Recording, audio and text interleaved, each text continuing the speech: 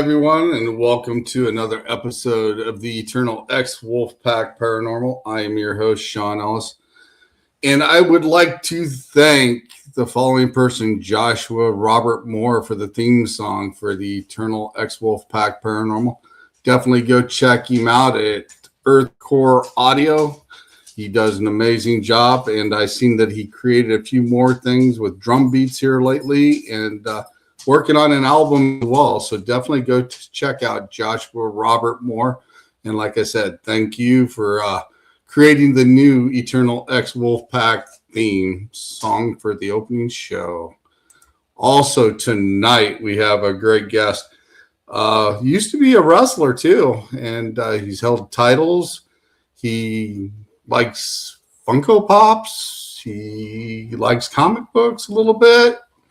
And into the paranormal, and he's got his own podcast called Twisted Tales, and it's on All Access Network television as well. And we will have him, Mr. Jermey Cotter. So we're going to bring him on right now. Hey, Sean, how we doing, man? I'm doing fine. How are you, Jeremy? Hey, not too bad. It was a little nippy up here in Massachusetts, so I got my long sleeve shirt on tonight. I was hoping by now we'd have short sleeve shirts and be able to just enjoy a little bit of springtime weather, but Mother Nature's not quite ready for that yet. Yeah, I think it can't make up its mind sometimes, that's for sure. That's for sure. I agree with you, man. You know, I work in a hospital, and it's the weather's been so crazy. It's been busy. It's been quite busy, that's for sure. Yeah, most definitely, for sure. One of the things I would like to talk to you about is how do you think of the podcast you're doing here on All Access since you just started here a little while back? You know, Twisted Tales, it's really become, hey, Russ, how's it going, man?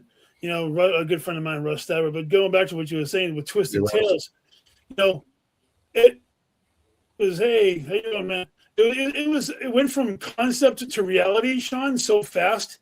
You could almost snap your fingers, because I'll give you the quick rundown. So I was at a paranormal convention in Salem, Massachusetts, and Gwen and Litriana were there, and Raven and a bunch of members from All Access were there, and I talked to Gwen because I said, you know, maybe I'd like to do like some co-hosting for somebody. If they needed a co-host, I wanted to get more involved in the podcast. You know, thank you, in the podcast universe. And she's like, well, how about doing your own show? And I'm like, I'm not too sure about that. I mean, I don't mind being a guest, and I kind of like the co-host idea, but doing our own show, I'm like, yeah, well, how about we talk about it after the holidays, right? So literally the week after New Year's, she's like, okay, when are we going to start? I'm like, start what? Your show? I'm like, okay. She's like, give me a list of names that you could possibly come up with. So I'm sitting there and I'm coming up with names, and I don't know when you get involved with yours. I just started writing down a bunch of names of what I was going to name the show, and I'll be honest with you, they all sucked. They all truly sucked, right? So I sent her the list. I go, this is going to be funny. I go, here's my list. And she goes, and Twisted Tales was one of the names that I had actually chosen that she thought would be good. And then I know, I agree with you, Russ. Thank you very much, man. So I sat there in my head. I'm like, you know what? I can make Twisted Tales work. And then I tell Gwen, I'm like, Twisted Tales is where we're going to go. Hey, Thomas. And then Gwen came up with this amazing graphic you showed on the screen before I came on, the Twisted Tales logo. And the ball just started rolling. Literally within, I would say, a week after I talked to her, I already had 4 months worth of guests already booked, solid, all the way from my first 4 months. I just went out there and started knocking them out. I started contacting a bunch of. I still have a lot more to do. I do plan on having you on my show at some point. I haven't had a chance to get in touch with you, and I'm putting some things together. And I would love to have you on, and you know, and we can do it in reverse. Obviously, it'd be fun. Yeah. Next thing you know, I started in late January, and it has been awesome.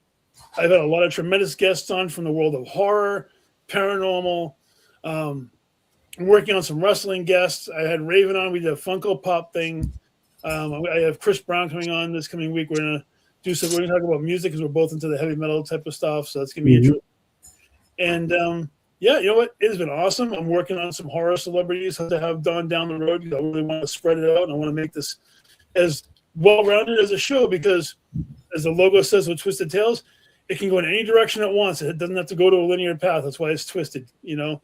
And one more thing was want to give massive credit not only to Glenn Johns for the logo behind me, but to Danny Radical, who actually created the theme song for my show. So that's cool. That is cool.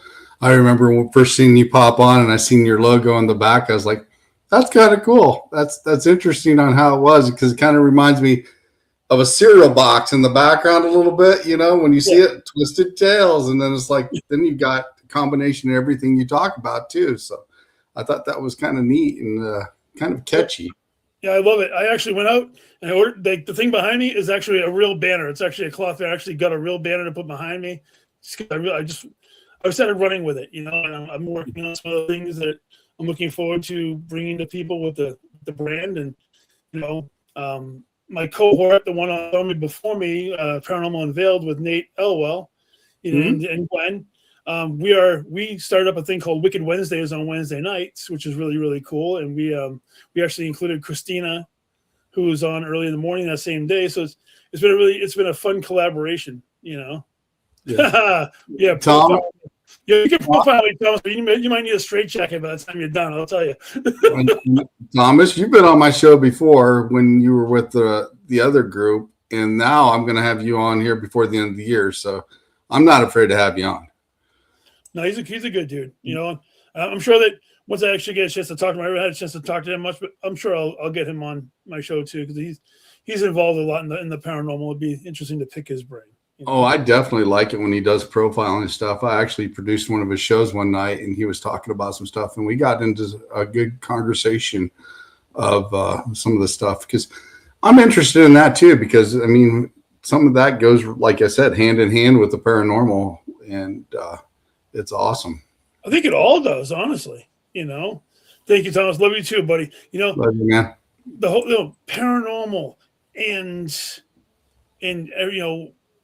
all the things that go with it, true crime, because there are spirits that exist from gruesome murders and things of that nature.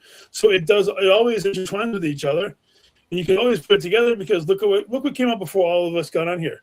The X-Files. The X-Files was huge, and that had murder, that had suspense, that had supernatural, that had horror elements.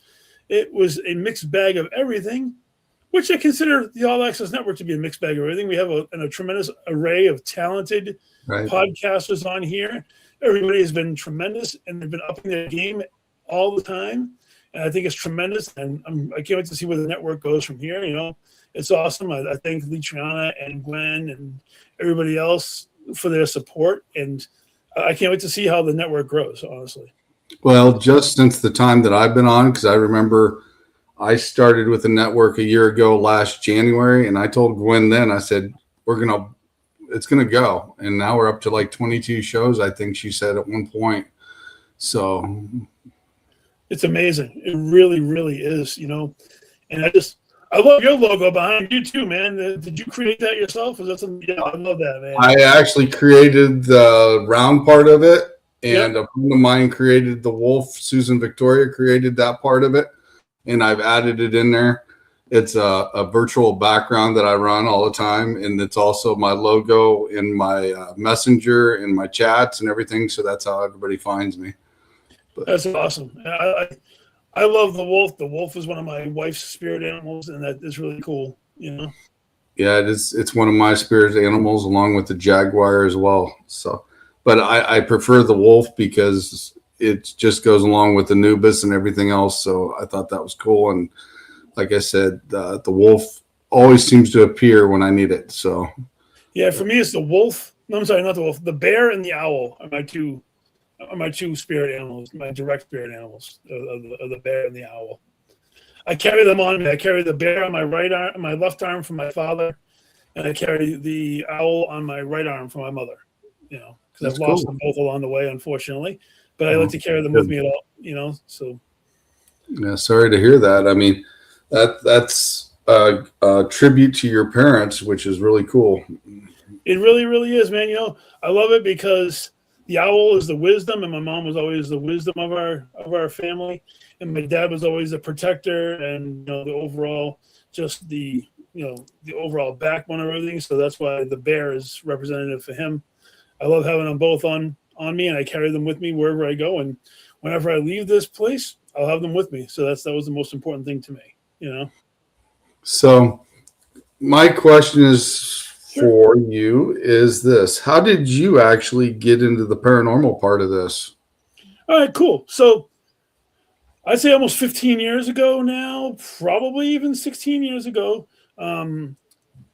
Actually, yeah, when we really got into it was about 15, 16 years ago. But back in 2008, my wife and I, who was my girlfriend at the time, we went to Las Vegas, and we did like a little a paranormal tour around some of the casinos. It was like a haunted Vegas kind of thing, kind of like gimmicky, and they'd have you hold the dowsing rods. I mean, I didn't really understand any of it or believe any of it at the time Right. because it was all her thing. She always watched all the shows like your Ghost Hunters and your Paranormal State and blah blah blah and whatnot and so Right. forth.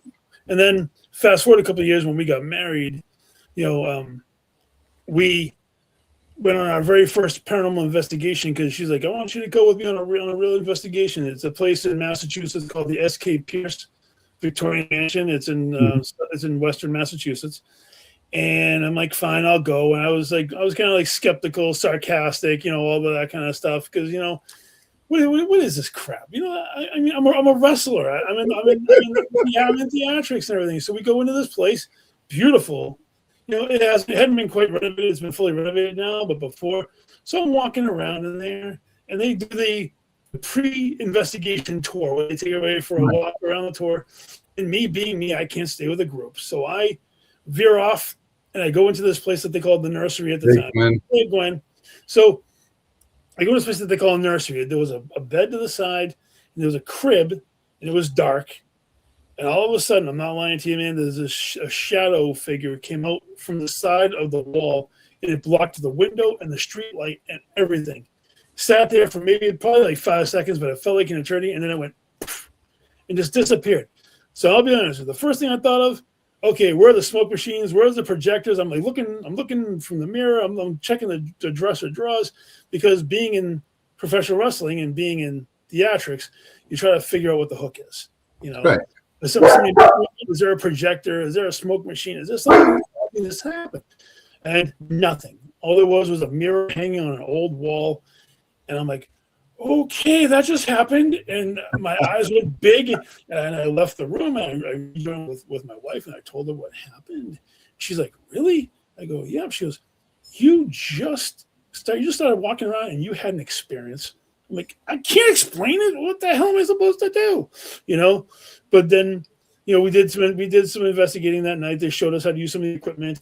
They showed me the most annoying piece of paranormal equipment, and I will die on this hill. The ghost box. That. Oh yeah. Can't stand it. That static sound in there. I wish they could figure out a way just to cut that static out of there. They did. Really years later, they got that portal box where it actually just shoots the words through it. Mm-hmm. But that original box, man, we're sitting there, it's sitting on the bed, and it's going through the channels.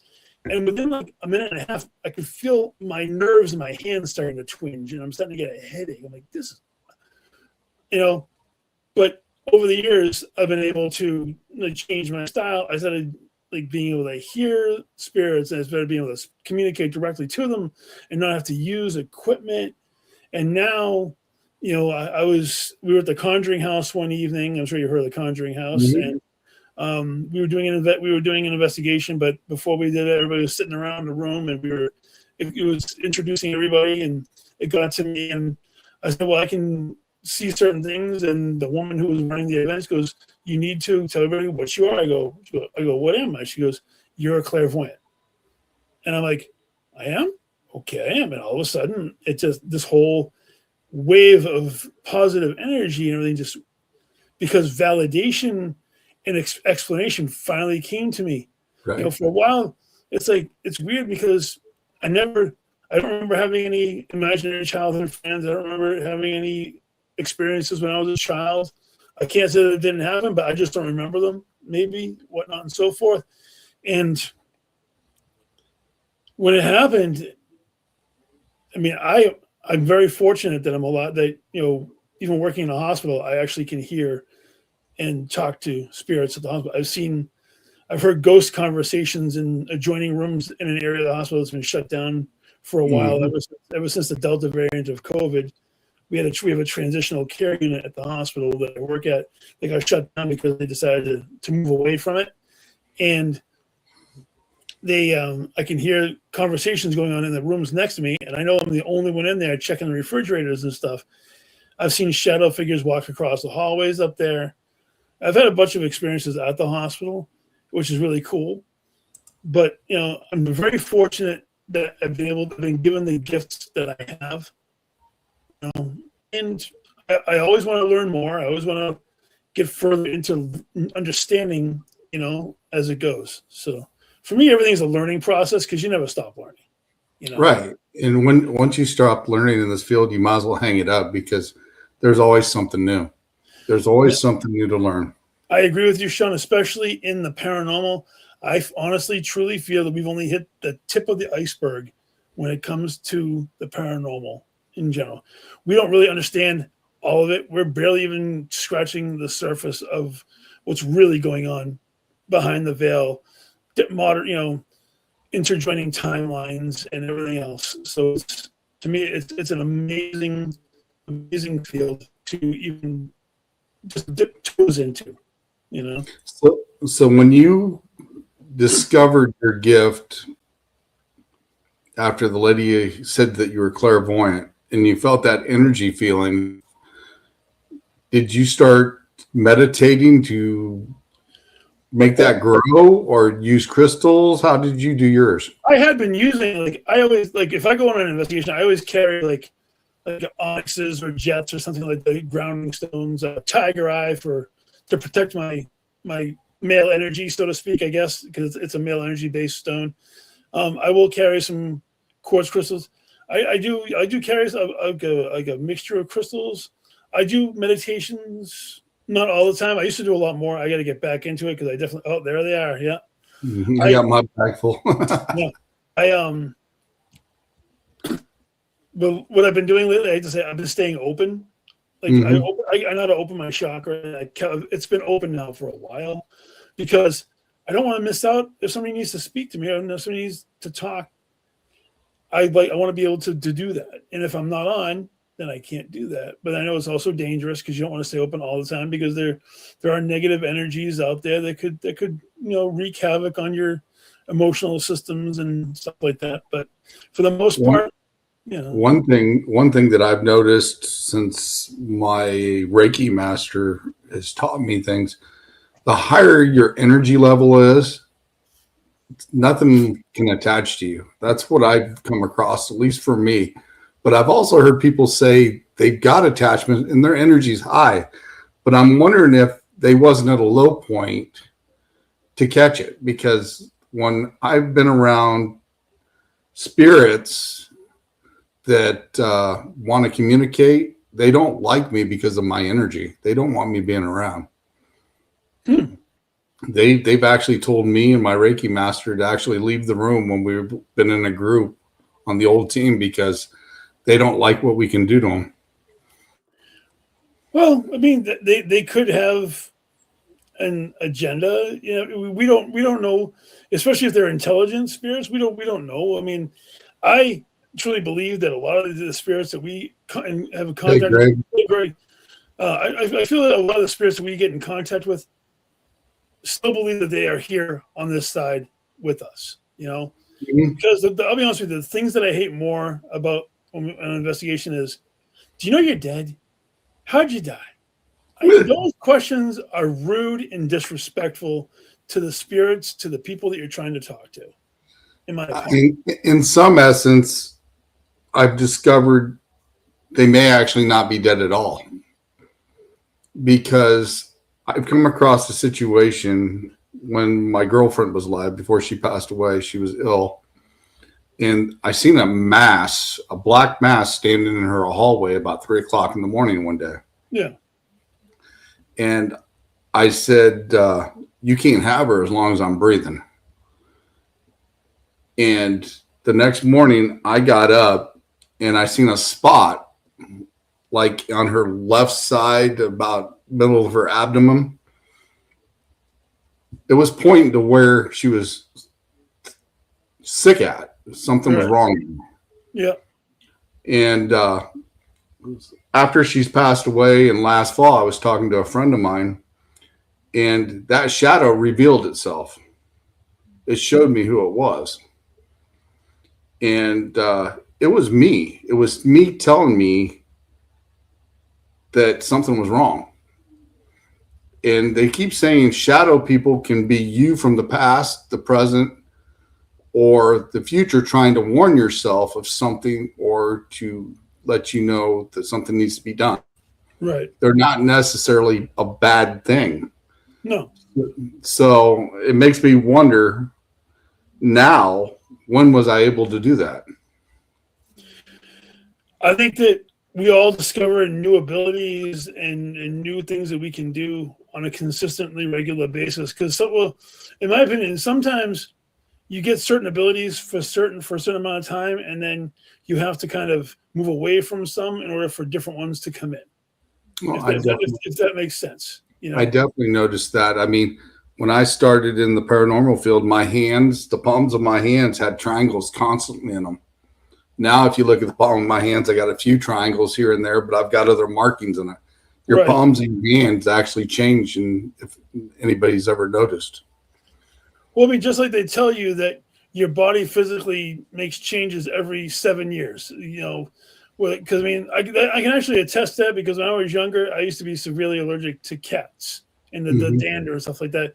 Then all of a sudden, or I'd say around my 28th birthday, it just stopped. And now I snuggle with my cats at home, and I don't get any kind of stuffiness or anything at all.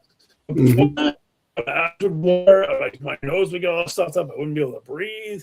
And all of a sudden, just like that, it all changed, and it was within that 7-year time period. So I mean, I think in linear talk to that is that our abilities will come in and go out. Like, you'll still have them, but they won't be the most prominent one, where you're learning a new way to communicate, or a new way and something new. Like when I learned a little bit of like astral projection, that I've done a little bit of that, like dream travel, the channeling of spirits, but then some more of the more basic things like energy control, I definitely lost my grip on. I got to get back into energy control.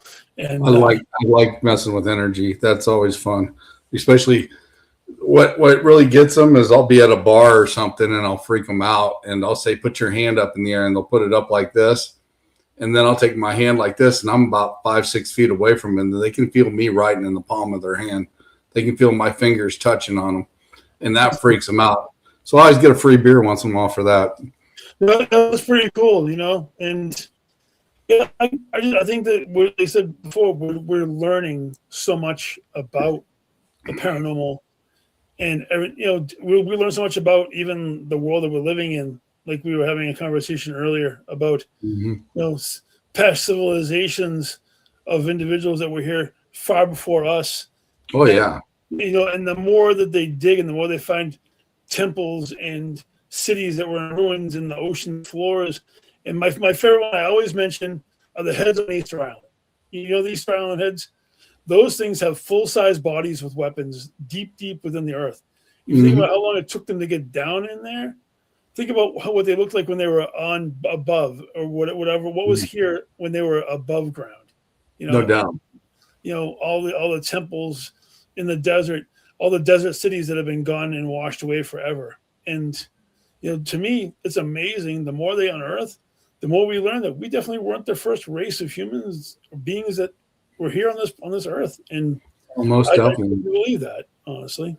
Most definitely, it goes beyond farther than people realize, and it just amazes me that how some people believe in certain things, but everybody's got their own right to believe in what they want. So absolutely.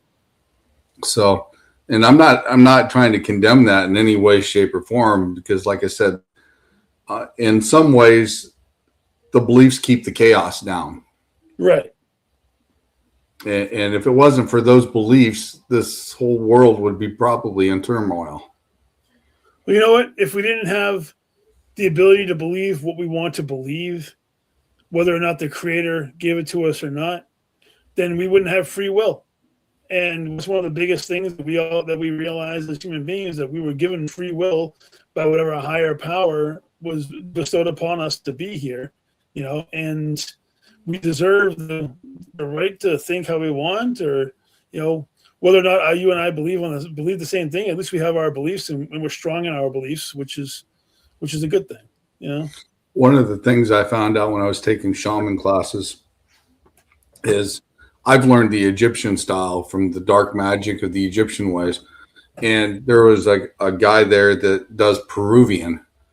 He's a shaman for Peruvian. And when he was showing me how to do the shaman side with the Peruvian way, it was almost just like me watching an Egyptian do it, because they did it with crystals when the Peruvians did it with rocks and natured items. But it's the same thing. It's just named different for them. Wow. That's amazing. Yeah. And like I said, some of the things that he was talking about, I can relate to the Egyptian side of it, because they use the crystals the same way they use the rocks in nature. They use the crystals and the energy the same way the Peruvians use nature and the rocks to do their stuff. That's cool. I think that I was given a lot of my innate abilities from my Native American side, because I have a lot of Blackfoot Indian in me, Native American. My father's grandmother lived on a reservation in Massachusetts at one point back in the day. So, I do believe that I get a lot of it from that. It could be anything, really. I know that my mom's side of the family, which is very English, they came over on the Mayflower. Her maiden name was Stone, so it was definitely an old school name. And I know that they had certain beliefs. I don't know too much about that side of things, but I do feel the Native American side of me definitely is strong in that. I think that's where I got a lot of my innate abilities from, and I appreciate all of it. In your investigations that you've been on or been out on, how much Native American stuff have you come across? Because I've actually come across quite a bit here in Illinois. It depends on where we are. Whether it's like an old school burial ground that's in the woods that nobody knows about, or I think I didn't come face to face with, but I know that there was a Wendigo out in the wooded area in the place we went to up in New York. And I could definitely hear, definitely came in contact with a couple of spirits of Native American, like shamans, and I'm not gonna say witch doctor, but that particular style of a medical individual.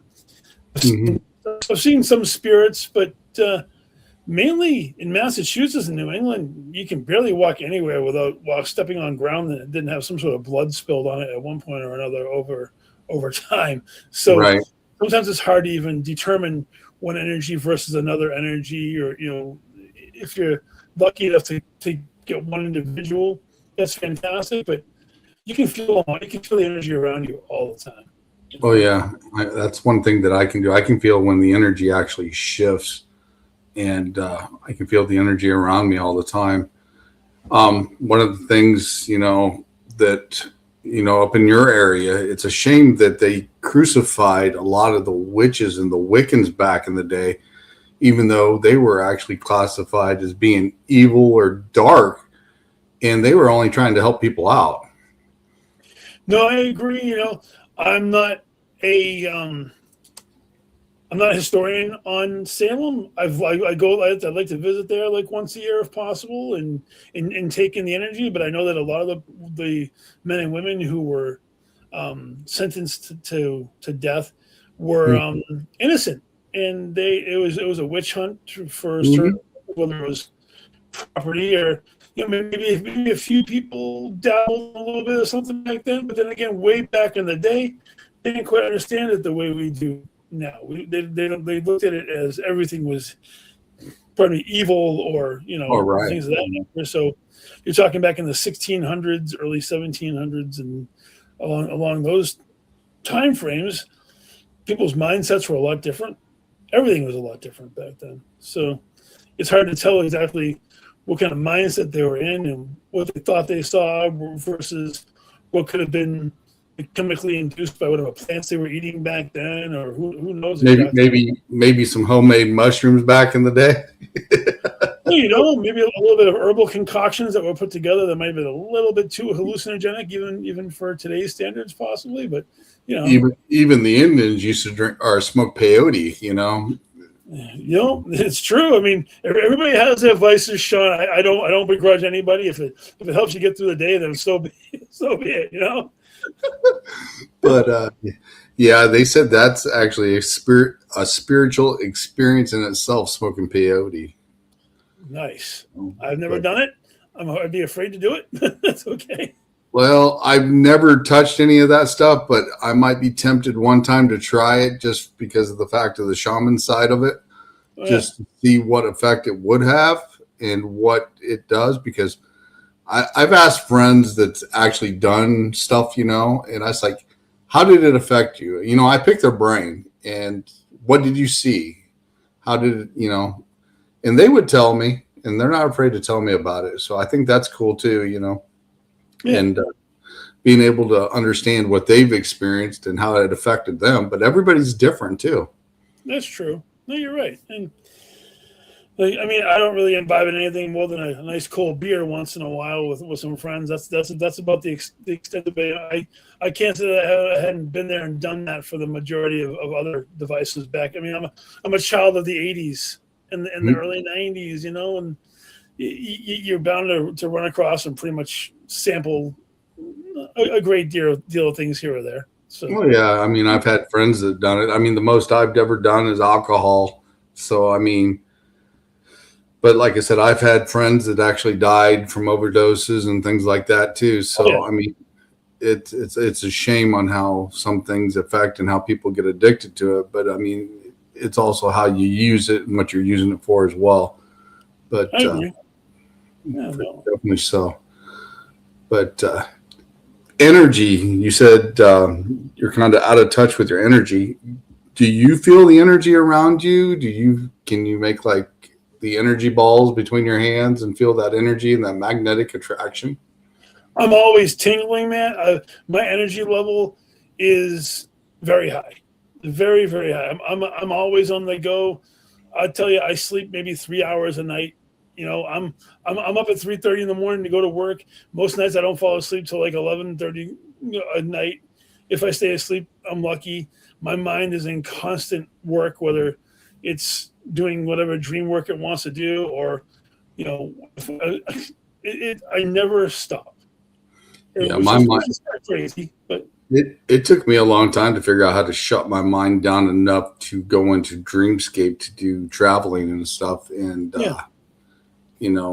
dimensional work, because my mind doesn't ever shut down. So I actually use frequencies when I go to sleep at night and listen to them all night long, and that puts me in another state of mind. So that actually helps me when I do that, especially when, how do I say, I got more energy than I need. Exactly. Yeah. I'm very fortunate. I can actually see people's auras when I'm in person with them. I can tell them what colors are on them and where they're at. Read people. I can see people's spirit guides that they travel with them on both sides of them, and I am very fortunate to have all of these things. And I don't begrudge any of it. I used to be able to turn myself off a little bit, but I've been not wanting to do that lately. Like I said earlier, I enjoy the experience. I'm sure eventually I'm going to end up crashing and needing to take a break and reset. But until then, man, I'm just riding that wave. That's the best way to say it. And that's the best way to go. Just open up and go with it, because if you keep holding it back, it's going to build up and it's going to crash you. I know people that's had that experience, and it comes to be overwhelming because they just deny it, and then all of a sudden it's here, and it's like it's worse than what it was because they've not been working with it. What's crazy, and I know that you can never go back in time and change things, because obviously we got to keep moving forward. But if I knew that I had abilities a long time ago, with all the places that I had been through other avenues of my life, I can imagine what I could have experienced in other locations. I mean, I've only lived in Massachusetts my whole life, but I've traveled a lot of places. Mm-hmm. I'm sure we're going to get into my other line of work that I did before I even got into paranormal. We were talking about it earlier. But, if I had a chance to experience things out in some of these areas that I've been to before, just traveling and enjoying life, with the other stuff. But that was then. This is now. I worry about now moving forward. I don't take any of the negative energy from the previous day with me to the next one, because a new day, new energy, moving forward. That's why I'm always going, and I'm always working on the podcast, trying to make things better, trying to help people move forward, trying to wipe the negativity off of as many individuals as I can during the course of a day, because I'll tell you, lately it feels like the negativity has been choking people out everywhere. And it being an energy worker like yourself, with me, negative energy is so dense. It's so just heavy, and trying to break through it takes a lot of effort. I've actually learned not to break through it. I've actually adapted myself through my Menaki rights to reverse it and send it back to the person that does it. That's one of the things that gets them so irritated, because they can't figure out what, how, and why. But they send that energy to me. I just turn around and send it back to them. It's not my energy. It's not my karma. It's theirs, and I don't want it upon me. So I send it back to them, and I'll sit there and explain things to them. It's like, hey, you're projecting this and this, and as long as you keep manifesting this, nothing's ever going to change. No, you're right. And I feel that it's my duty. Well, not necessarily my duty, but I feel that in my heart that if I can help people break and crack a little bit of that negative energy on them, maybe they can actually feel better and move forward in a more positive light. Obviously it's not going to work for everybody. That. I mean, we're not dealing with absolutes here. We're dealing with what people's perceptions of everything are. So, I mean, it's a great feeling when you're able to help somebody and they start understanding what's going on. Yeah. But then you've got those people, how do I say, that you could give them advice or lead them to water, and they're never going to change. You can only bring a horse to water. You can't make them drink it. The old saying, Yeah. That's what I agree. And I've had a few people like that, and when they just keep coming up to me, it's like, hey, and I was like, okay, I've told you, I've showed you, I've explained to you, I told you things that you need to do, and you keep doing the same thing over and over and over, and then you wonder why your life is still chaotic. You're right, and I try, but it's not for everybody, and some people just have to figure it out for themselves. I agree. And that's where you get the balance, of the light and the dark. You're going to have those people regardless. Absolutely. You're going to have, because you're going to have the ones on the light. You're going to have the ones that's in the dark, the dark side of things. And it keeps everything balanced. And see, I'm the one that's like neutral. I'm in the middle. I go both ways. Right. And I'm privileged to be able to go both ways, because I've got guides that will take me both ways. Mm-hmm. And, it's a great thing, and it's a privilege to be able to do things like that. I agree. And I've been in the dark before, and I know what I went through for all of that. And I know that when you're in a dark place and you decide you want to go on investigations, you're more susceptible to getting attachments, and you're more susceptible to, metaphysical attacks, because your energy level is weakened and you have cracks in your armor, so to speak, and those things can happen. And I've been there. I've done that. I've had it happen, and I've had some help from some great people along the way that have helped me get rid of all of that. And now being more focused on the positive side and being able to identify, like, I'm not ridiculous. I don't know. I know that there's energy on both sides of the coin. Oh yeah. And I'm not trying to abolish all negative energy, because it's not my job. But I can identify it, but I'm not going to allow it in my personal space. Once in a while, Exactly. if I have to, if I'm channeling somebody for someone, and and I know that I have people around me who can control the energy so that the spirit doesn't get to Mhm. stay longer than they're supposed to, then I Right. will allow that to happen. But I'm definitely being more cautious about that. Moving forward, because life is too short, brother, and I'm trying to enjoy every bit of it that I can while I'm here. I definitely do agree with that 100%. And like I said, I practice both dark and light, so that's a good thing because that's my balance. Because you Mhm. understand the both sides of the coin instead of just one sided, and it helps out tremendously when it comes down to doing investigations and understanding things as well, especially when you're reading energy. Yeah.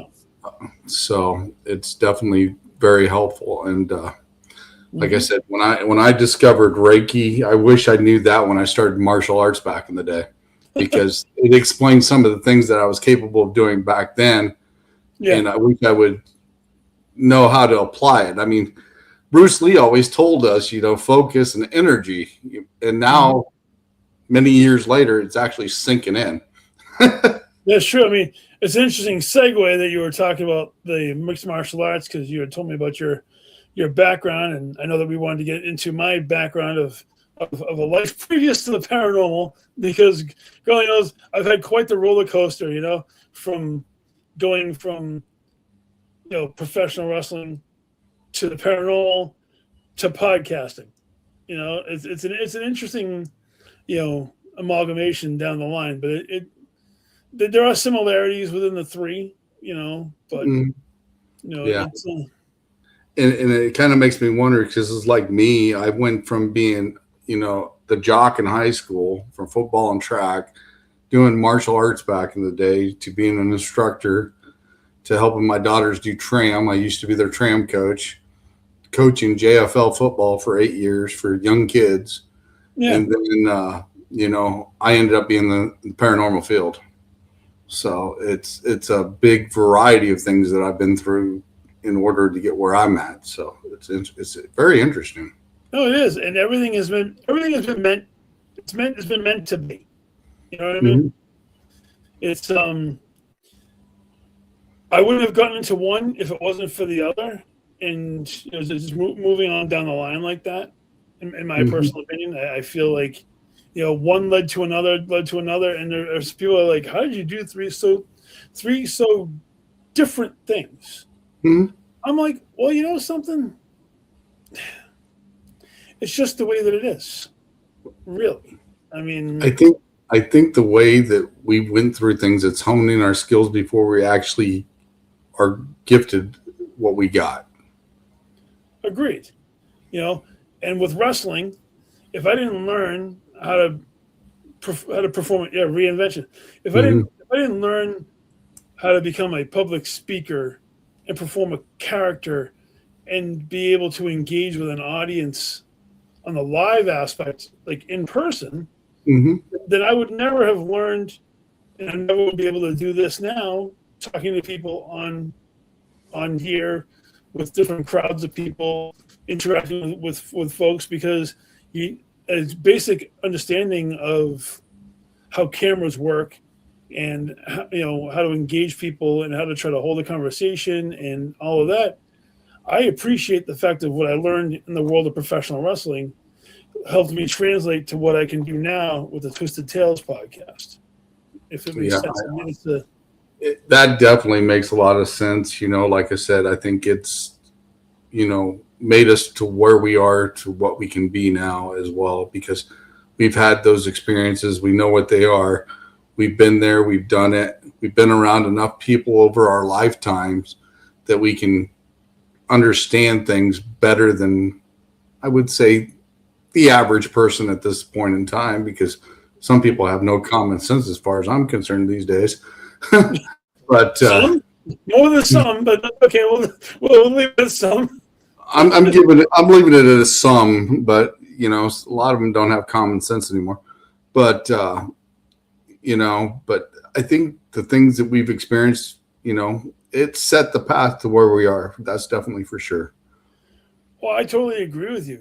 And it's just amazing because I mean, there are a lot of theatrics in the paranormal. I'm not saying that they're all good, but I mean, there are plenty of like TV shows that to help get people interested in the paranormal. Some of the TV shows are definitely credible. Some of them, I don't know. I'm not necessarily going to go on either direction, and I'm definitely not going to name any names because Right. I respect people on a level, And a lot of those shows you see on TV, they have to build an audience. And sometimes things need to be a little more theatrical. We know as well as everybody else does that they take a week or two's worth of investigations and they shrink them down to 48 minutes plus commercials to try to engage an audience so that they can come back for a following season. It's not like they were faking anything per se. It's just that they had to shrink down all of this hard work in this little itty bitty amount of time. And, One thing that irritates me the most is, I mean, we're in the paranormal field. Me, you, Gwen, all of us that's on the network. We're in this field to learn and understand and show people what's out there. But then you've got people, how do I say, that goes out, they add stuff that's not there, and just to do it for ratings. And I think that's so wrong, because that gives all of us a bad name that's actually legit. And it just irritates me because, we work hard for where we've been, what we've done, and you've got people just doing it for entertainment purposes only instead of doing it for knowledge. And I agree, but I'm going to play devil's advocate for a second, just because I feel that you need some of those stars as well, because in order for for conventions purposes, right? You need the stars to bring the people to the conventions, and you have a lot of smaller teams that go there so they can meet with people, and sometimes people connect with other people there. I've made some of my most amazing friendships nowadays through the paranormal, but because of people who I've met at various conventions and locations, and I would never have known about them if it wasn't for these paranormal celebrity type of individuals. Well, what I'm saying is the ones that fake it is what I'm talking about. The ones that actually that cause the issues for us that's actually doing it for legit reasons. I mean, I don't have a problem with the ones that's actually doing it for the right reasons. Like, they've got Jason Haas and those guys, I used to watch those guys and you could tell, what they've done, and, they're legit. They'll explain what they did. They're not shy about doing it. Yeah. And, but like I said, you've got other teams out here that just do it for, for hits, financial gain and whatnot and so forth. And thinking they're going to make it big, and they're not. I mean, I'm fortunate enough to get where I'm at, and there's a lot of people that helped me, and I'm very grateful for the ones that did. Absolutely, I'm grateful for everybody I meet, and every opportunity, in the investigations that we've gone on, and to those that we haven't gone on yet that we have, that we will get to at some point, and for me, it's been an amazing experience all the way across, Like the best thing about, like I said, doing the podcast is being able to meet people. I mean, I bet people from all over the world that I've talked to on this podcast, and I still communicate with quite a few of them actually. Absolutely. And I think that's awesome. And we'll share things here and there, and we'll talk here and there. And there's some people I haven't talked to for a little bit, but also I'll watch them if I see them, and some of them really do a great job, and I'd like to team up with them if I could get overseas with a couple of them, because I got some friends over there. Yeah, and definitely do that. And I've got some things on my bucket list. If I ever get to Ireland, I want to go over there where the Druids is and where my family castle has been built. Rebuilt. They were rebuilding it when my uncle went over there several years back. Yeah, so I'd like to go over and see that over in Ireland. But I like the ones that's legit and down to earth, you know, and I think that's the best thing that we have on this network is all of us actually put in the work, we put in the time, you know, and like me, when I go on investigations, I do it live. So what you see is what I see too. And if you got a question, you can ask me when I'm live. Say, hey, what was that? Did you see that? You know, we'll figure it out. We'll do it live right there when I'm doing the investigation. That's one thing that I always like doing when I go live for investigations is let the people interact with me. That's a good idea. I mean, I've never done anything like that before because I'm more trying to stay in tune to the moment. You know, I haven't quite mastered the art of going live and trying to do all this stuff at the same time. when I'm in tune with a location, I mean, I'm in tune with the land and all the objects in the room and the spirits around me, and you know that's to me that's the most important thing at the time. And people could be filming and I wouldn't even know because I'm so in tune with where I am that when I finally break that connection towards the end of the evening, because I'm gonna have to rest at some point and disconnect and let my energy recharge. Yeah. I'll lose chunks of time while I'm at investigations because I'm trying to be in tune with what's going on physically at each location. You know. Yeah. I mean, I've there's been times I've lost time or had a time skip or a time jump or whatever. I've been in 3 situations or 4 situations at least that time has actually jumped. And I was actually talking to Gwen on the phone when one of them happened one day. And wow. I was at lunch and I was talking to Gwen on the phone, and it got to be at the end of my lunch hour, and I was getting ready to say, "Hey, I got to go." And a buddy of mine walks up to me and says, "What do you mean you got to go?" And he says, "It's time to leave. It's 4:30." And Gwen experienced it at the same time I did, the same type of time jump, and we were talking about it and everything, and it was really weird. Yeah, I haven't hit the time jump yet. I mean, I've had a lot of different experiences, but time jumping is definitely not anything that I've been a witness yet. You know, I've had it happen once when I was standing talking to Gwen, 2 times in a vehicle, and another with my youngest daughter, her senior year in high school, and one of those happened about 5 miles from the location it happened in a car. But we seen an object that actually flew over us, and I could hit it with a baseball at the time, and I thought my daughter was actually filming it on her phone. Oh wow! And she wasn't. And by the time I got out of the car and got stopped to get a picture of it, it's about this big, but you can definitely tell it wasn't a plane, it wasn't a helicopter. It was really something bizarre. That's crazy. And a few years later, I started dating somebody, and they said black cars are following it through the town they were in.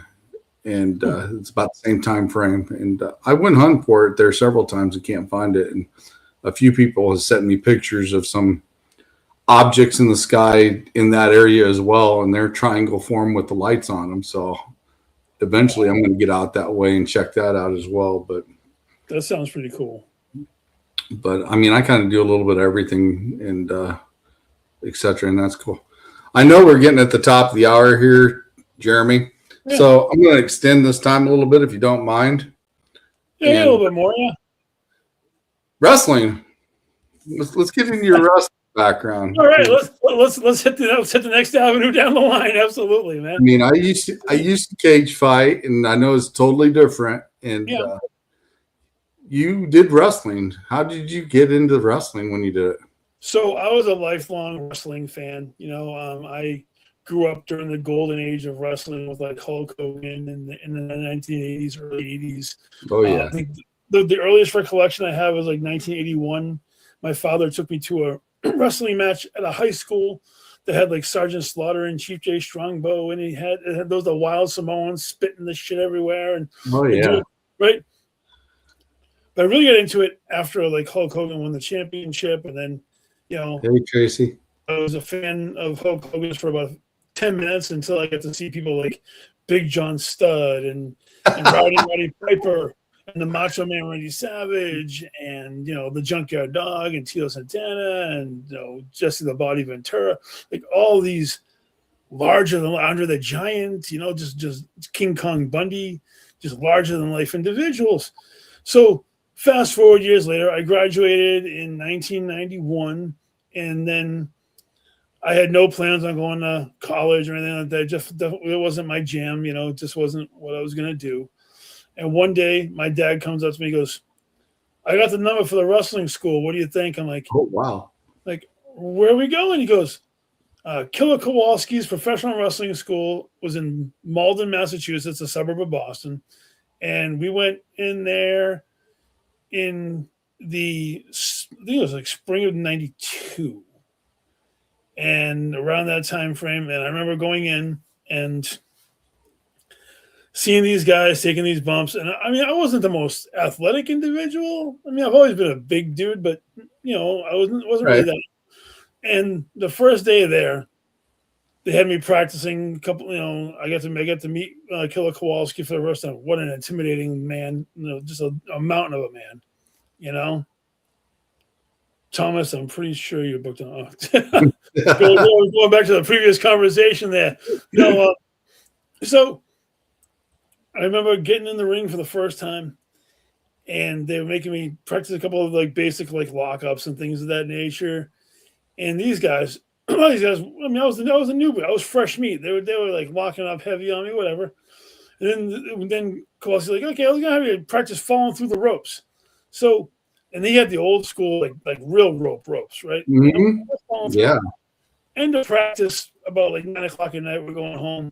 And I've got rope burns and bruises from fucking asshole to elbow. I mean, I looked like I had been in a car crash.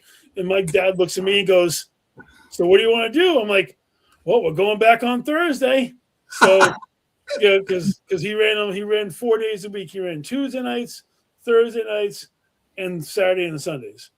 And I went 4 nights a week learning how to get the shit beat out of me and then learning how to do some moves.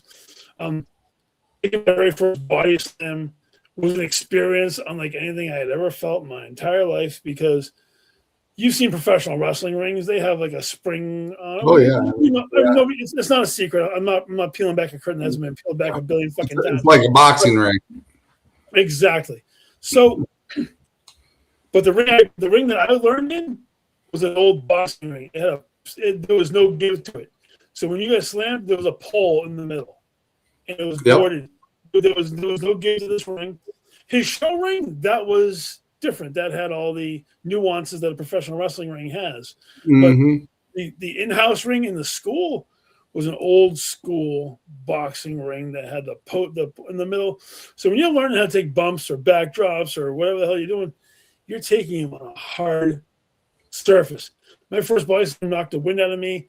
It took me like 2 minutes to get my wind back. I was like, the whole time. My dad's sitting there watching, going, "Are you sure you want to do this?" I'm like, "Oh, I'm getting back in there again," and went back, and then I had my first in front of crowd wrestling match about a year or so later. It took me a little bit longer to learn because I wasn't as athletic and jacked up as a lot of the guys that, right. So I had to come up with a character that would personify me, So that's when I created the LP. I was an escaped mental a lunatic from a mental hospital. I had like the long hair and the darkened eyes and the ripped up street clothes, and I would scream and holler and bash my head into the turnbuckles and choke and eye gouge and do all this crazy ass shit. But that was a character that I created because it was me dialed up to about 10. They say professional wrestlers are always themselves dialed up to about 10. Yeah, I can see that. It took about the first few years, 4 or 5 years. I was always worried about having like really awesome matches and getting all the moves in and getting the crowd pumped up. And then one day I wanted to learn about the psychology of the wrestling business, Mm-hmm. character development. Because I could do the crazy, I could bang my head on the buckle, I could do the bumps, but why was I doing them? where's the important things? Where's the hot camera? So I started learning that part of the wrestling business as far as character, like, what would my character do in this situation? What, I started developing that, and then I started focusing more on that and less on the bumps because I'm a big dude. I mean, I'm like, hey, Morgan, I'm 6'3". I was 6'4" back then, about 375, 400 pounds. So I'm a big man no matter what, And the less bumps I started taking and the more mental I started getting into my matches, I found I was connecting with the fans more on the mental side of the coin. I didn't have to do as many bumps to be able to tell a story. And telling the story in professional wrestling is just as important as being able to do all the bumps in the ring, if that makes sense to you. Yeah, it does. I mean, I remember back in the day when I was in high school, toward about a year after high school, so it had been about the time you graduated. I was working with a guy, and we were actually going to go to wrestling school. We were actually going to take off and go to wrestling school, and the only one we could actually find and locate at the time, the Ultimate Warrior had one. Really? Yeah, he had a school during the time, and it was over in Texas somewhere, and we were actually going to go. And if we would have done it, we would have been in the attitude era just like you was, Yeah. Because we all come up with that attitude era. And like I said, and then I got later down the road because we never did follow through with it. I wish I would have, but I never did. But then later on, I got into cage fighting. Yeah. And the old boxing rings, I had a boxing coach. I had an MMA coach. And we'd set up those boxing rings. And I know there ain't no giving them, because the old school ones, they got the planks that goes across them and the metal bar, like you said. And we'd all get up there and mess around, and we'd jump off the turnbuckles, and I'd do the flips off the turnbuckles and everything. And it's like, how are you doing that? And I was like, it's martial arts falls. Yeah. See, I can relate all the stuff that you guys do to the martial arts stuff because it's like taking a bump. When they sling you over, you got to land a certain way. Otherwise, you're going to get hurt. I do jump off the tops and do cat falls, and I'd understand where to hit them without hurting them, because I would watch it and I'd understand what the chemistry was. Exactly. But the only problem is I never did get down. I know you guys talk in code once in a while, right? When you would, hey, bounce this way or go this way because it's going to be a bump or a fall or bounce off the rope and then I'm going to nail you. I never did get into that theory of it, but I do understand that. But it's interesting on how I related all that to the martial arts to what you guys do. No, and a lot of it is true. I mean, professional wrestlers learned a lot of their striking from boxers. They learned a lot of it from martial artists, like the judo throws that were modified into wrestling holds. Mm-hmm. And, you see a lot of the martial arts gimmick style wrestlers who taught how to throw punches without actually connecting. And, it's the hardest part about the wrestling business, Sean, was not necessarily, like you said, the bumping and all that. It's the storytelling. That's the hardest part. If you can't be an actor and a stuntman at the same time, then you weren't going to have a shot at it because that's as important.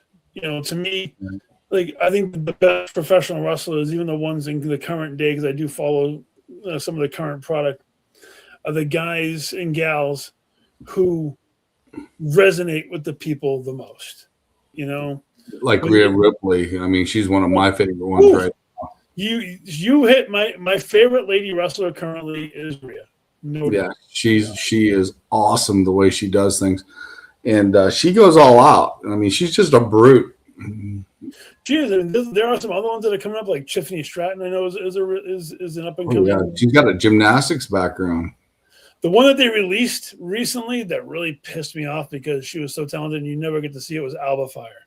Alba Fire, she was part of Chelsea Green's Hervis thing. Secret Hervis. She was Kaylee Ray from England before she came to WWE, but she was an amazing athlete too. Some of the things now that I'll say this: when we know who took over there when everything hit the fan, I thought he started doing a great job. When he did it, the stories were actually coming out really cool. Yeah. But here, the last couple of years, they're not complete, and I see characters linger that has so much potential that they could just be outright stars in some ways if they did it right. I mean, I'll give you a prime example for one. Sure. Aleister Black. Man. He was just recently released like last week. Yeah, I mean, he has got so much potential the way he does things, and he's got his own gimmick, and his wife was just his man. Just became his manager, Selena Vega. Because and if you noticed, they stole their entrance, what they were currently doing from Karrion Kross and Scarlett, who were released probably about a year or so. Yep, he's another one.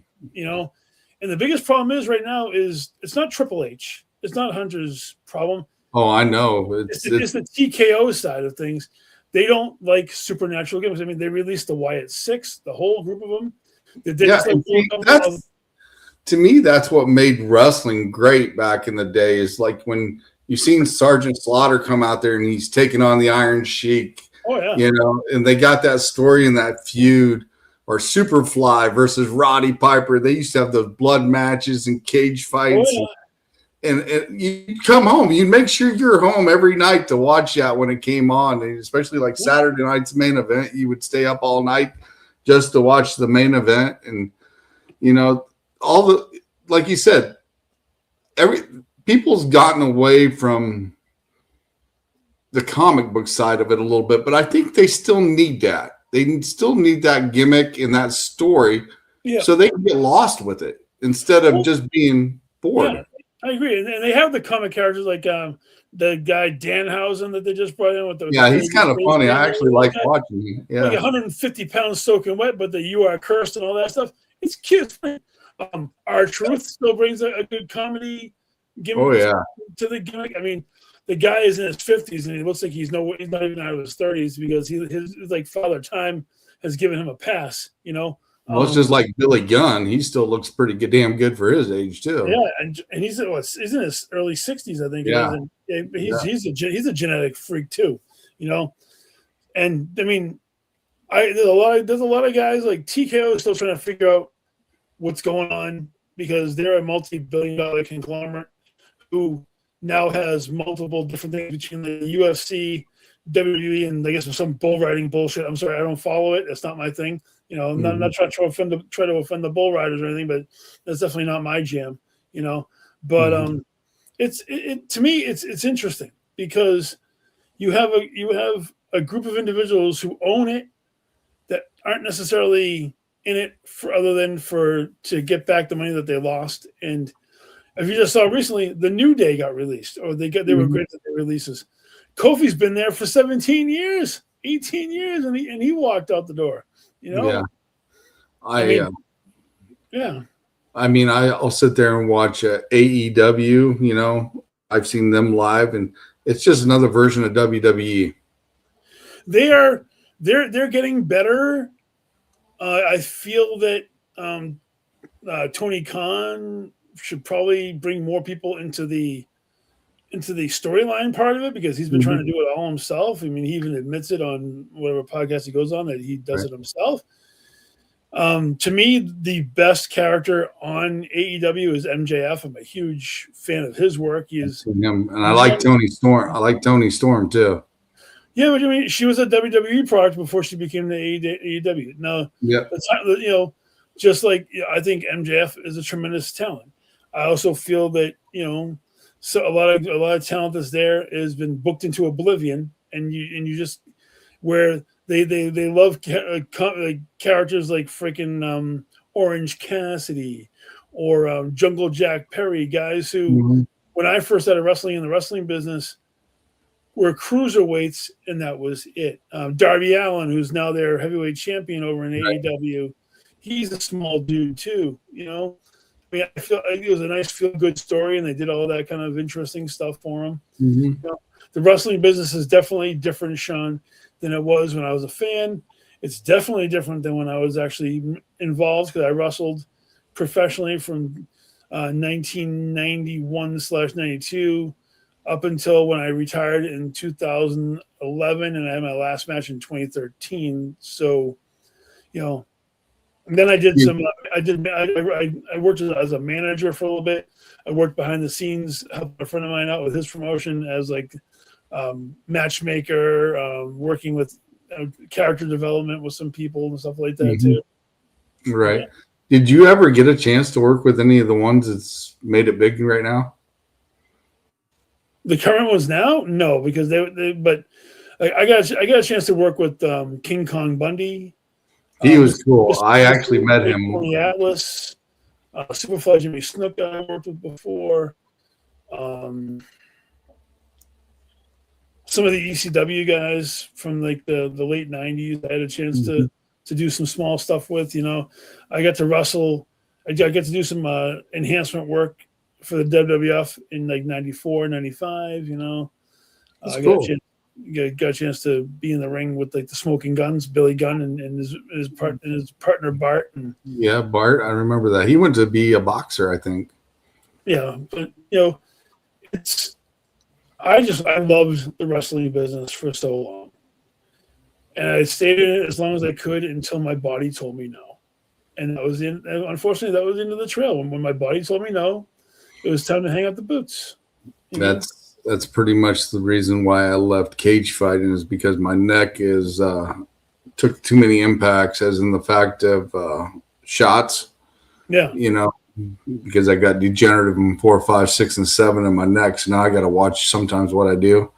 But yeah, it's caught up to me a little bit from all the extreme shit that I've done, for sure.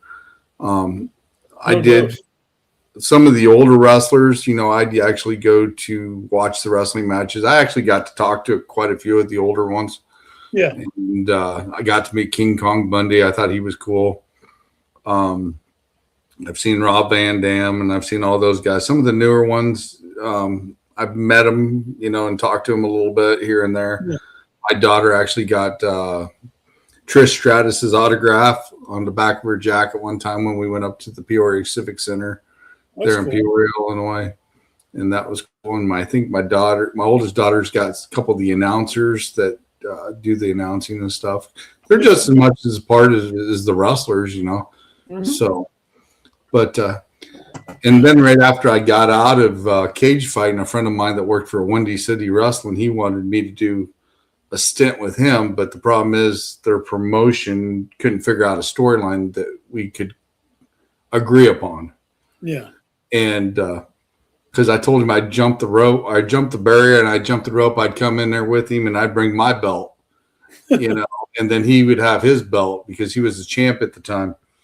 And I said I'd do that, and I'd even agreed to do the best out of 3, as long as, you know, I won one, you won one, and then we just make the last one, you know, the best we can make it, and you know, just be the way it is, the best out of 3. Of course. And but they couldn't come up with a deal for that, so I never did get a chance to do that. But he's always sending me a message once in a while. It's like, hey, you know, offer still stands, and I'm like, God, I'm going to be 55 years old here pretty soon, you know, and that means I got to work out for another 6-7 months just to get back in shape to do this shit. Yeah, no, you know what? I don't mind the time passing by, because if I didn't leave that, I would never have gotten into the world of the paranormal, you know, and which never would have led to what I'm doing now, which is being able to bring Twisted Tales to the All Access Network and to be able to be part of this tremendous network family that we got going on right now. So, you know, at one hand, move to another and move to another, and it's been an incredible journey, you know. Most definitely. I mean, it's definitely one of the things that's still on my bucket list. If it arises, I might take the opportunity, you know. But I'd have to work out for a little bit to get back in shape a little bit, but I would take the chance just one more time. I've been offered, and I'll be honest with you, my and it says no. And nope. And if I didn't say no, my wife sure as hell would have said no. So no means no. I've got offered up to about $8,000 just to go back to cage fighting, and I was like, no, can't do it. Can't do it.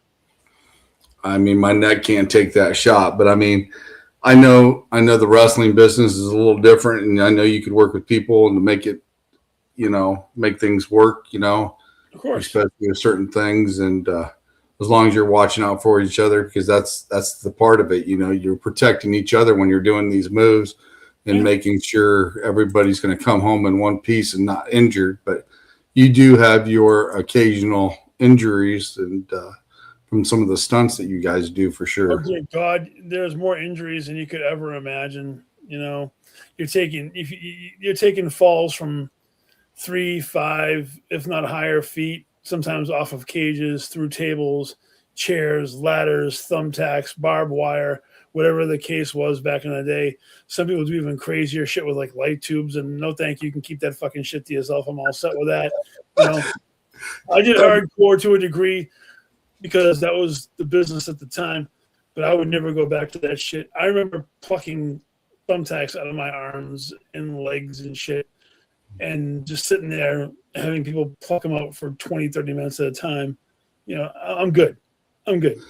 I've actually been cracked in the back of the head with a beer bottle before, and that doesn't feel good. No. I've been hitting the head with a steel chair about, 300 times in my life. So, and trust me, they were doing it. Now, let me ask you something, because I'm kind of assuming. Now, I assume when they hit you with the steel chair that it's got the give side to it and not the back blunt side to it. It all depends on who's fucking swinging it. I'll tell you this, I've been hit with every conceivable way, and some of them are okay to deal with. Some of them you're checking your head to make sure you're not bleeding too bad out of it or things of that nature. Right. I've been through the majority of it, Sean, and it was a good time. When you were starting out, I'm sure there was a learning curve. Did some of the older wrestlers ever get you what they call a receipt? Once in a while, but it wasn't very often because I learned early on how to throw without throwing. So, and where I was taught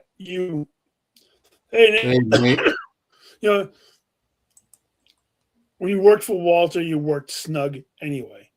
Right. So the body shots, forearms, they were all snug. Yeah, you worked tight.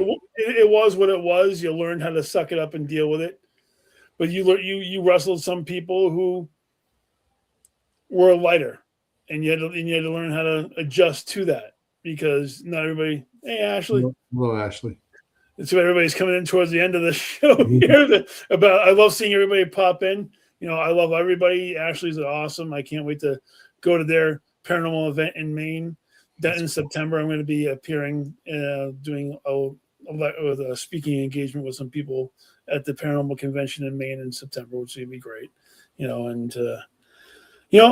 I'm so happy that now I can entertain people on screen, on camera, and I don't have to take any more bumps, Sean. My bump taking days are done. Let the young kids do all that flippy dippy shit, That's what I'm saying about work right now too. He wants to give me a receipt because he was late. It's okay, man. I got a couple for you. I'm sure me and Jeremy can fix you up a receipt. No doubt, man. But yeah, I mean, it's just cool that how things ended up and etc. But yeah, that's cool. You got to experience that, and that's awesome. I appreciate every experience that I've had in life. Not everyone. There have been some that sucked, but I'm not going to get into those. I'm trying to concentrate on the ones that are more meaningful. Like getting a chance to. If I didn't get over my insecurities of becoming a show host, then I would never have been able to connect with Twisted Tales. I would never have been able to connect with the the family of All Access, and we wouldn't be sitting here doing this right now if it wasn't for me, just putting my idiosyncrasies aside and just going for it, and that's definitely so. That's definitely so true. And like I said, I've met so many different people and so many amazing people on here that that I still classify as friends. And like I said, I classify you as a friend, and you too, Sean. Being here on the network with all of us and etc. And absolutely keep it positive and push it forward, brother. And yeah, it's definitely interesting. But like I said, if I get an opportunity before I turn 60 and I feel giddy, I might try it just one time. I'll be rooting you on, because although I'm only 52, turning 53 this year, my body is like, you know what, man? We got the camera now. We're cool, I need to get. Greg, I'm always open. Just give me a holler, and we'll definitely make it work. I can do any time, man. Just let me know. Yeah, Greg's really cool. He's going to co-host with me here in a few weeks on my show. Absolutely. But yeah, I'm gonna definitely try it once, because, like I said, it's on my bucket list, and depends on what the situation and stuff is too. But I'm one of those old school guys. It takes a lot to get through my head, and I take a few knots regardless. You know what? If you can make a few bucks while you take a few knots, fuck it, who cares? And if it's for charity, I would definitely do it. If it was something for charity, and me and that person can get together and get it all ironed out, that'd be cool. I'd definitely do it for charity, for the kids and stuff like that, for sure. Yeah, that's definitely cool. That's great. You've got some experiences. I've got some experiences. And like I said, I had to give it up when I was 37, and I was fighting guys that was 22 years old. So yeah, let's see. It's been since 2013, so I was 30. Actually, I was like 39, 40 when I finally had my last. I think I was 40 when I had my last match. And although it took me a while to not want to put the boots back on, I'm okay with it now. I'm cool with it, Yeah, like I said, I got my belt hanging on the wall. I've got my gloves still in the rack, and I've still got my mouthpiece and all that good stuff, But it's like, and some people even ask me, hey, will you train me? I'd be up to training somebody if they were serious about it. Yeah. But they got to take it serious, because as well as I do, when you're cage fighting or you're wrestling, you're always fighting hurt, because of the bumps, the bruises. It's just constant aches all the time, and no doubt, you got to get used to it. It just takes a specific type of person to be able to tolerate that stuff. I agree. And now my body is like, nah, we're cool, we're good, we're good. I've eased into the middle Asian crazy phase now. I'm cool with that. It's all good. I've done plenty of charity work over the years and stuff like that for wrestling, and that's awesome. I don't mind helping out people if they need help with like their character development, or even like just giving advice in the business. But as far as ever wanting to ever put those boots back on again, I can tell you no. I actually gave those boots that I had my entire career, I gave them to a young up-and-coming wrestler who needed a pair that was the same size as me, and I paid it forward, and I gave them my boots to use. So that's awesome. It's cool. It's passing the torch, man. I might not be able to pass much more than my knowledge and anything like that, but it was worth it, and I don't regret it, Yeah, like I said, I don't think I would change anything I've done in my past for the athletic side, them teaching the martial arts and cage fighting. I don't think I'd change any of that. It's all, I guess I was used to the fact, it's probably like when you first got in the ring around a crowd, and they started chanting your name or yelling your name and stuff like that. You get kind of those jitters, but I got used to that when I was playing football in high school, and then when I got into the cage, it's just compounded like 10 and 15 times. It's like, wow, oh, and then when I got split open in that one match, I got split open, and I didn't even know I was cut. And they stopped the match, checked me out because it was right on my eyebrow. Yeah. And my coach put some Vaseline in it, took the little iron out, the boxing iron, and stuck it up there, tried to cold compress it a little bit. And they said, "Are you going to give up?" And I said, "No, I come to play." And that crowd just goes nuts. And they end up calling it at the end of right at the beginning of the third round, and it pissed me off. And me and this guy, we were black and blue. I mean, we both had black eyes. Our noses were, feeling like we got hit, like brick walls and stuff. And I ran into him after the match, and he goes, "Man," he said, "I'm glad they stopped that fight." And I'm like, "Why?" He said, "I couldn't stop you." And I'm like, "Okay." And I said, "Tell me one thing." I said, "How old are you?" And he goes, 22. And he goes, "How old are you?" And I said, 37. He's like, "Jesus Christ, you hit like a shit brick house." And I'm like, "Okay." And I said, "I also know something else." I said, "You've had more than 3 fights." And he goes, "Yeah." He said, "I'm 22-0, and you would have been my first loss if they wouldn't have stopped that fight."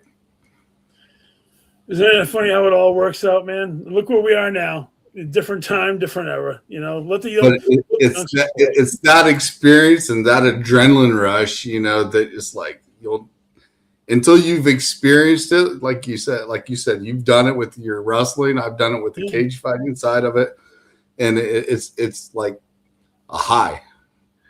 It's an adrenaline high. You know what? I agree. And now, what my high is, dude? My high is when I get my fucking link for StreamYard. I get the show going, because I don't know if you noticed, but right after my guest, right after my show that I get done, I'm already working on the promos the next day. I'm already pushing the promos for the next week's show automatically. Boom, boom, boom. I'm always on there. Gwen will tell you, I'm already contacting her, getting everything going for the ads, getting everything going for everything, man. I live for this now. This is my moment now. Yeah. That was my moment then, and I will always appreciate everything that wrestling gave me. But now, I'm loving this. This is so much fun to be able to talk to you and to talk to the audience and talk to everybody else, and even to all the ones that I'm going to get a chance to talk to in the future. I appreciate all of you from the bottom of my heart. I really, really do, because this is just so much fun. I enjoy it so much. Definitely so. Gwen popped up. She goes, "Yes.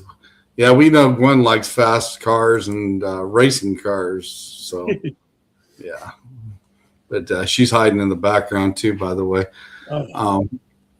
I should just bring her up. But anyway, we've been a half hour over, Jeremy. I definitely appreciate you coming on the show. I had a great time talking with you. It was fun talking about the experiences you've had and things that you've done. And, you do an amazing job. Keep up the great work with your podcast. And I do watch it on occasion. And, like I said, keep up the great work. Hey, thank you, man. And you as well, man. Your show is a great thing to check out on Sunday evenings. I encourage everybody who gets a chance to see this through my side and yours to pop on and check out your show and my show and Nate's show and Leanne Triana's and everybody else's shows on the network. Support local shows, support the network, because we bring you quality programming most days of the week, and we'll continue to do so. Yeah, most definitely. I know Gwen does some amazing work. She is very busy all the time and gets everybody's shows in line and stuff. And she does awesome work. And we're going to close out the show, Jeremy. If you want to stay backstage after I close out, that's fine. We'll sit and chit chat if you want. Sure. I'm just going to close it out here with you on it. Okay. Next week, we have as my guest the one, the only, the producer of All Access, Miss Gwen Johns. And we're going to pick her brain next week. So we're going to have some fun next week. It might not be all paranormal. It might be some fun or some jokes and some fun stuff. But we're definitely going to pick her brain a little bit and have some fun. And because she likes to pop up on my show and stuff. So we're going to put her on the spot next week just for fun and have a good time and see what happens. But next week, Gwen Johns. And like I said, Jeremy, thank you for coming on the show tonight. I greatly appreciate it. Thank you, everybody, for watching, everybody who tunes in. Thank you for your support. Everybody have a great rest of your night, and we will see you next week. And we are out of here. Bye.